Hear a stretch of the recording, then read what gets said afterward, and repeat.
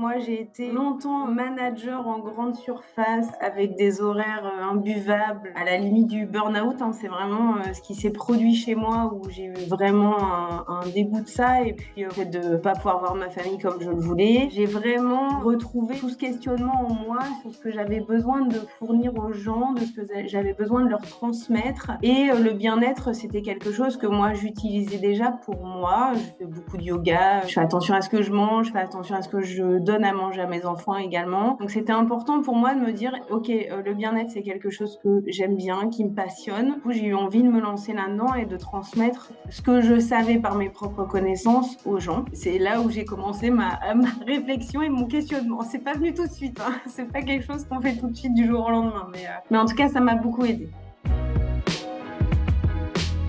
De coaching, c'est la partie la plus importante du métier, c'est-à-dire que je coach des gens qui viennent en suivi chez moi chaque semaine, donc c'est des gens avec qui je crée du lien. Je reçois des gens pour faire des bilans, mais je reçois aussi des gens pour faire des suivis. Je reçois des gens aussi qui sont en stabilisation. J'ai aussi une gestion de mon compte Facebook et de mon compte Instagram, donc c'est de la création de contenu que je dois faire, créer des vidéos, ce qui prend énormément de temps. J'ai aussi de la prospection, donc je vais voir mes voisins, créer du lien avec certaines salles de sport peut-être, avec des esthéticiennes, avec avec un petit peu de tout. Et puis, le gros de mon travail, c'est quand même d'aller voir les médecins, d'aller voir les kinés, les ostéos aussi éventuellement, pour déjà me créer moi un réseau de professionnels de la santé. Et puis voilà, parce que on peut les aider aussi dans ce sens-là. Nous, on peut les aider et eux, ils peuvent nous aider aussi. Enfin, en tout cas, on a besoin d'eux dans tous les cas. Donc,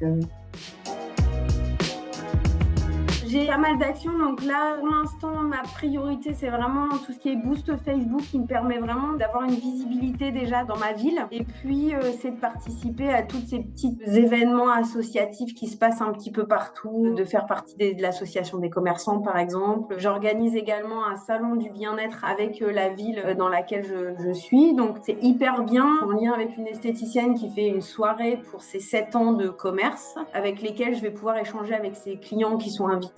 Donc, c'est ce genre de petites actions, de petits plans d'action, en tout cas, qui vont me faire rencontrer des personnes et potentiellement des futures clientes ou clients.